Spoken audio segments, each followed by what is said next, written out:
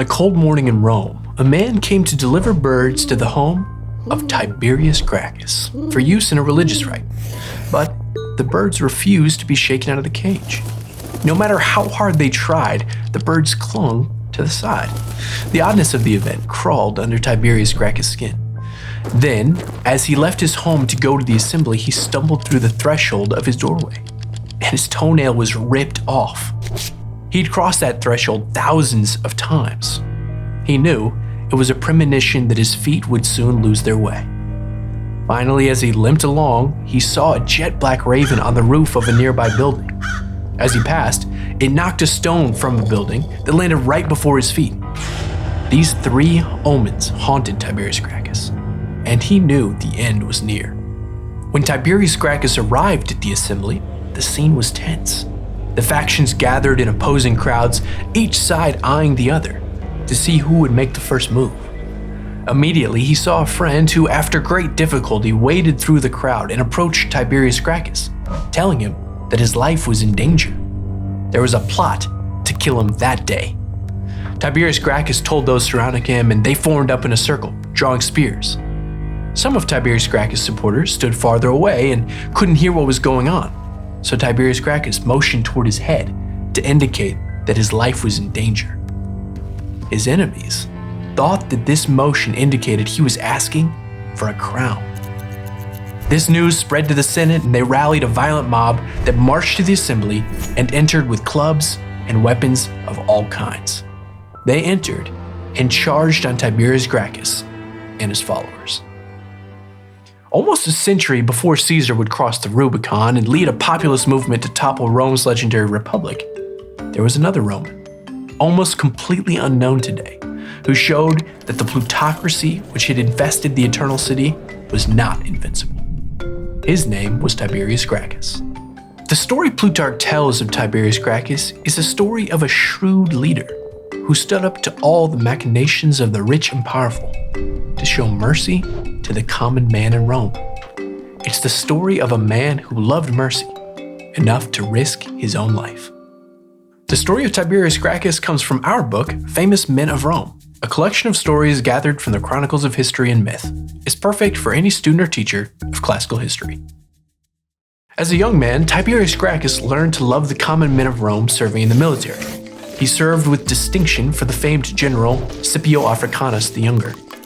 Though Tiberius Gracchus was a gentle and soft-spoken man, he had a fearsome spirit. During the Third Punic War, he quickly gained notoriety among the Roman soldiers as the bravest among them. Undoubtedly, his time facing death, sickness, and the barbarian horde of Carthage forged a brotherhood with his fellow Romans.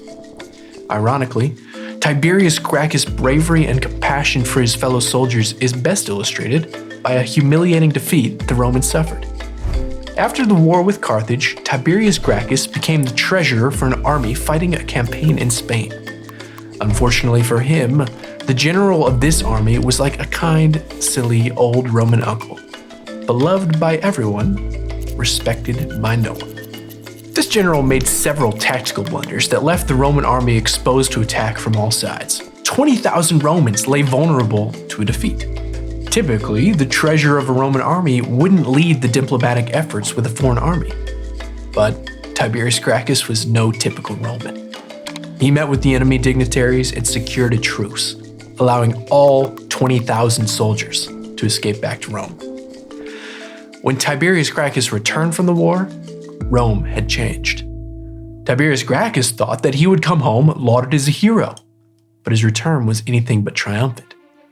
On his arrival back at home, Tiberius Gracchus was met by the ire of the rich in Rome. Rather than thank him for his noble efforts to save the lives of literally thousands of soldiers, they were embarrassed that Rome had suffered defeat. They acted as though the lives of these men were worth far less than their reputation as Roman nobility. Their mercilessness for the poor did not sit well with Tiberius Gracchus. Unfortunately, the wealthy held considerable influence in Rome, and for years they had been using their influence to drive the city toward economic crisis. Typical Roman policy was to divide conquered land among its people. Half of the land was sold, and half would be held as public land. The public half of the land, the government would rent to poor people in Rome. providing them the opportunity to develop the land and create their own wealth. The wealthy, however, had one big problem with this arrangement. If the land was public, then it wasn't theirs. So they started offering the government more rent than the poor people could pay. The Roman government took the money, and the wealthy drove out the poor. Of course, the poor were outraged and protested this unfair treatment. In response, a law was passed stating that no person could possess more than 300 acres of land. But that only stopped the wealthy for a moment. When the law was passed, the government applied pressure to the rich to transfer any land over 300 acres back to poor renters. Instead, the wealthy landowners created fake identities and transferred the property to fictitious owners, keeping it for themselves. Over time, it was apparent that only a few wealthy landowners controlled Rome's destiny. The noble class had created a new status quo that Roman politicians were far less likely to challenge. Tiberius Gracchus, however, could not live with these injustices, but an entire political machine stood in his way. Rome had two political institutions that Tiberius Gracchus would have to overcome. There was the Senate, a group of lawmaking advisors who were also deeply influenced by the wealthy, and there were the tribunes, 10 appointed representatives who advocated for the people. Both the Senate and tribunes could pass laws, but only tribunes held the power of veto, to say literally, "I forbid it," to keep the Senate in check. Also, if one tribune opposed the law of another tribune, then the other 9 could not move forward with the law until it held unanimous support. Tiberius Gracchus was elected tribune, and he hoped to use the office to show mercy to the poor. He stood before the people in Rome and said, "Not one of all these many Romans has an ancestral tomb, but they fight and die to support the others in wealth and luxury. And though they are styled masters of the world, they have not a single clod of earth that is their own." His first action was to draw up a shrewd law that would force the wealthy to sell their illegally acquired land back to the poor. Though it didn't seem fair that the wealthy would be compensated for the land they had stolen, Tiberius Gracchus hoped this would force their hands.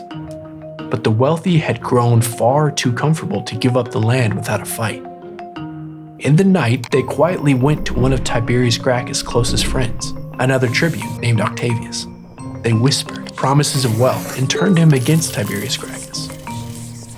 When Tiberius Gracchus realized that he was betrayed and that Octavius would veto his law, he rescinded it and drew up a harsher one. The new law stated that the rich would give up all of the land and there would be no compensation. He hoped that the harsher law would create even more pressure on Octavius to rescind his veto. A fierce debate ensued. Octavius and Tiberius Gracchus faced each other, shouting their bitter vitriol. Tiberius Gracchus calling for justice, and Octavius smearing his opponent's character, labeling him an opportunist and power-hungry. For the first time in over 300 years, the political conflict threatened to turn violent.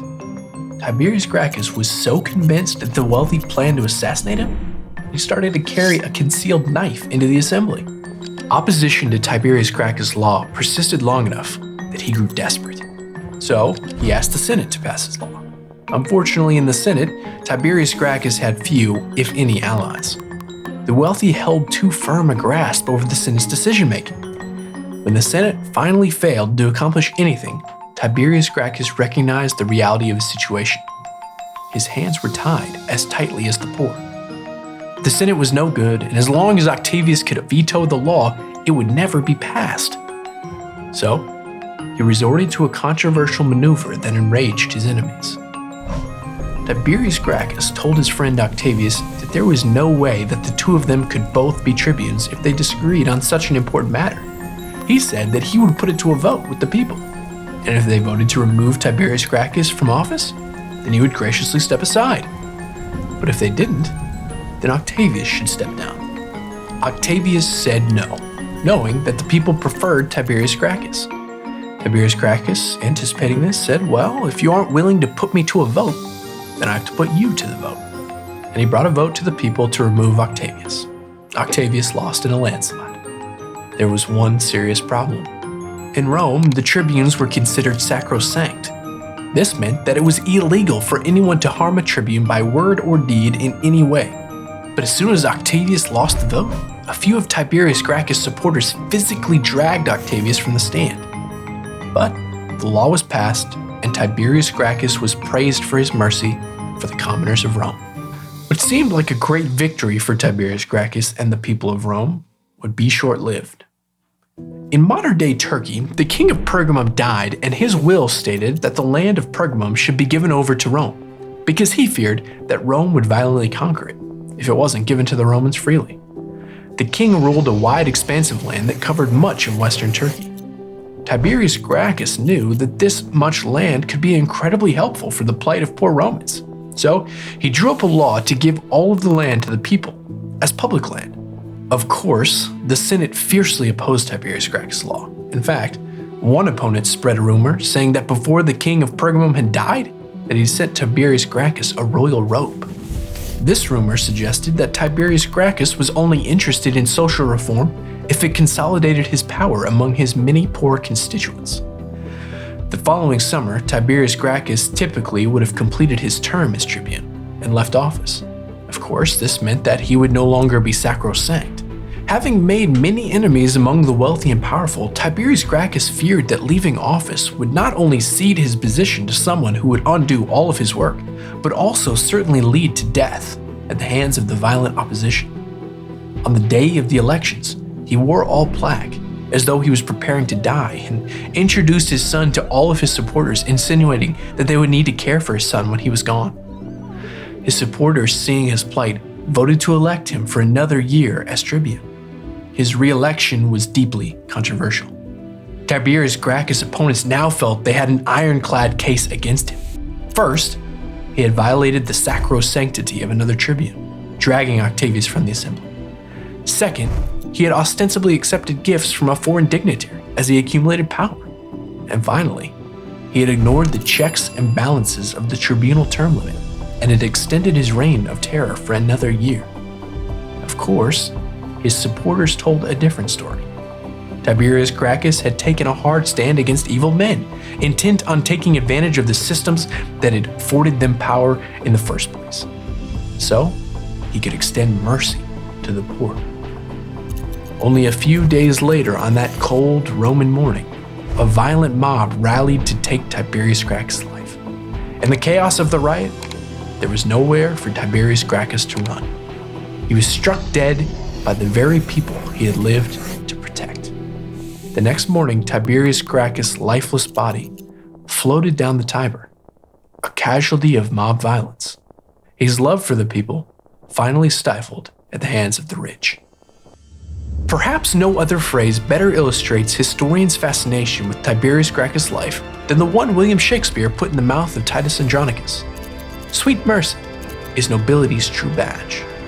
To be truly noble is to use one's power for the support and relief of those who don't have it. Mercy is the embodiment of that nobility. Over the years, historians have had the same debate that the factions of Rome had had during Tiberius Gracchus' lifetime.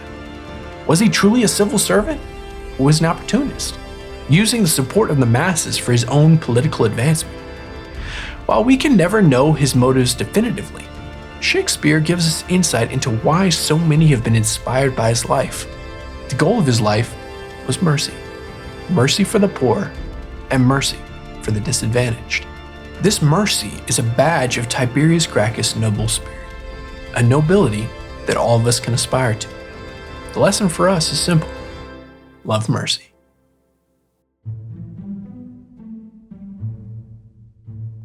Thank you so much for watching this episode of Famous Men of Virtue. If you liked the episode, show us some love and give a like below. And if you'd like to hear more stories like Tiberius Gracchus, check out Famous Men of Rome, only from Memoria Press.